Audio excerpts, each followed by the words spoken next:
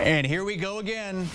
It's the Bills and the Chiefs in the AFC Championship game. Sunday night at 6:30 Eastern Time. The Bills, the only team to beat Patrick Mahomes in his last 22 starts, but they've never beaten him in the playoffs.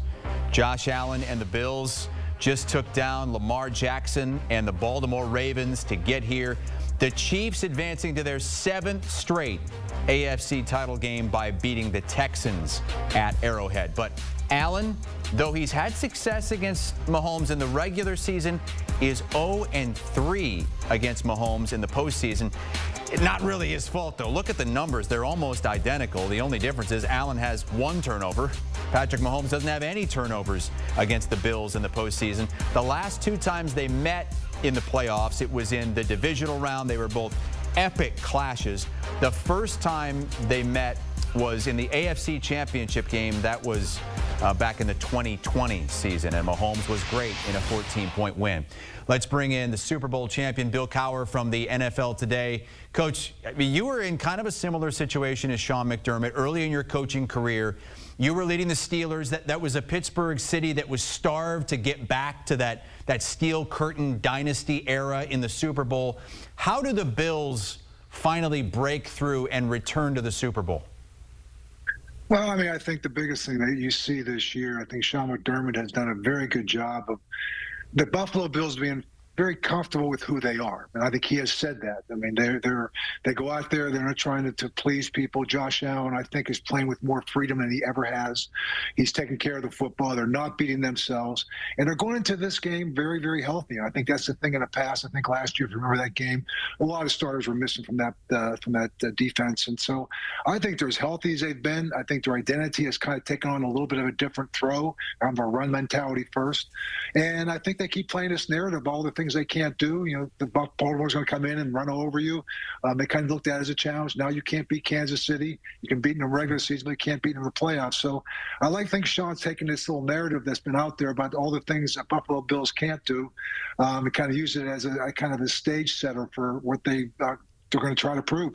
We had an interesting conversation on our set yesterday where one of our analysts said that he actually thought there was more pressure on the Bills in this game because it's been so long since they've broken through, because that city is so starved. Another said it's got to be the Chiefs because they're the 2-time defending champions. They're going for history. What do you think? Well, I mean, I think for both these teams, I think they embrace the pressure, if you want to call it that. I think they embrace this kind of game.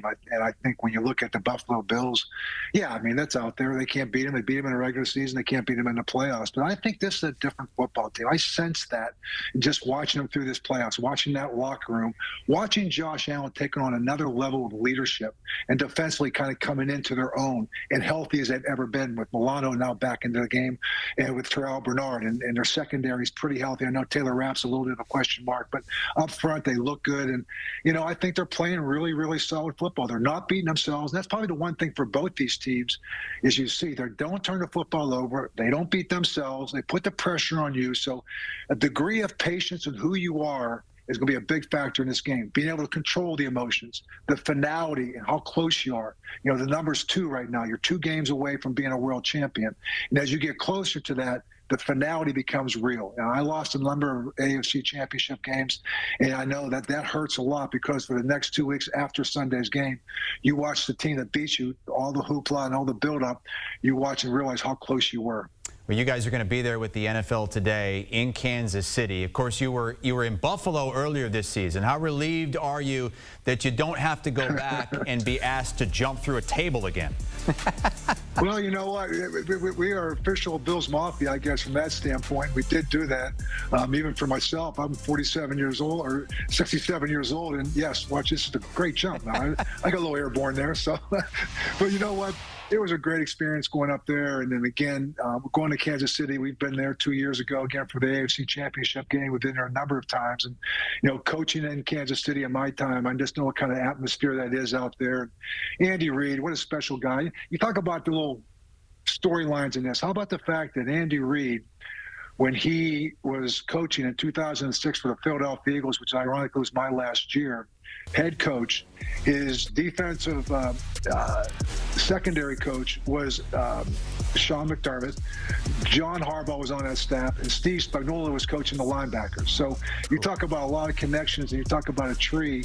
Andy Reid's got a tree. So this, again, is going to be the student with a chance to beat the mentor in the playoffs. I beat Marty in the regular season when I went back to Kansas City, but I went back during the playoffs, and he beat me. So the mentor lets the student win the regular season games, but now it's playoff time. We'll see if the teacher can give the mentor one of those.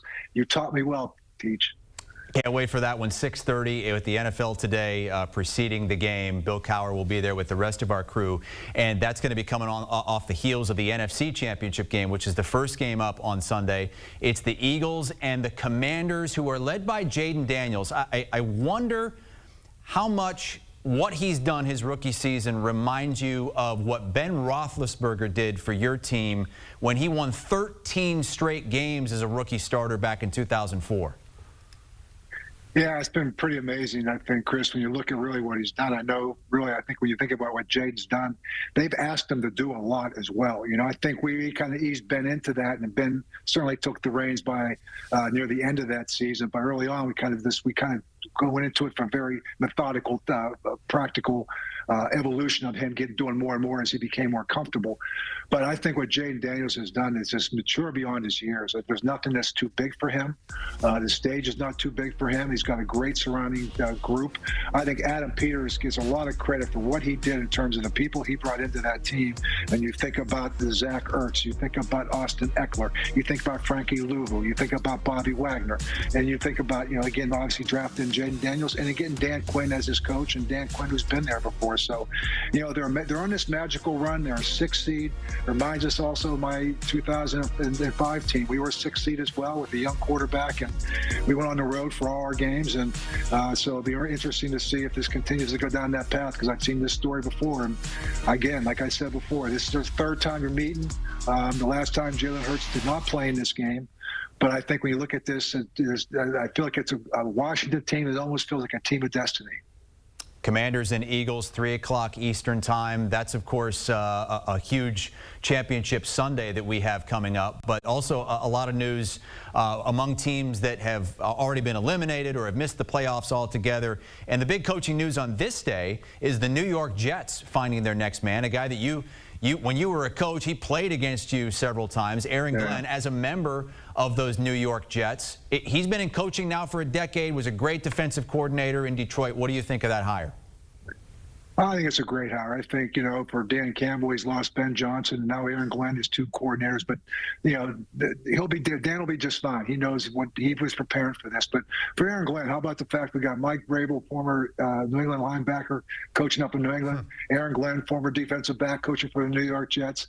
Maybe we should bring back Dan Marino from Miami or something, so we can bring all the players back coaching their respective teams in the AFC East. But I think it's great. I think for Aaron Glenn, he knows what he wants. He knows what New York is all about. He has a history with the Jets, and I think if there's one thing they can do is kind of pull from that history, that tradition, and I think he represents that. And I think he's a great selection for the New York Jets, exactly what they need right now, a defensive guy. He'll get, find a quarterback or get an offensive coordinator. They'll sit down and see what they want to do with Aaron Rodgers moving forward. So I think he's got a plan in place. I think he's been in a great culture up in Detroit, and I think he'll create a great atmosphere in New York. All right, one of 3 openings that have already been filled. Still 4 more vacancies for head coaches in the NFL if you ever want to give it a thought to come back, Coach, out of retirement. But we enjoy having you at CBS and looking forward to watching you on the NFL Today live from Kansas City. Thanks, Chris. Looking forward. Should be a great weekend. 2 great games. Really looking forward to our game at 6:30, CBS Bills-Chiefs. For the 4th time, Allen and Mahomes meet up in the playoffs. Can the Bills finally break through and get back to the Super Bowl, where they haven't been since they made that 4-year run to 4 straight Super Bowls in the early and mid-90s?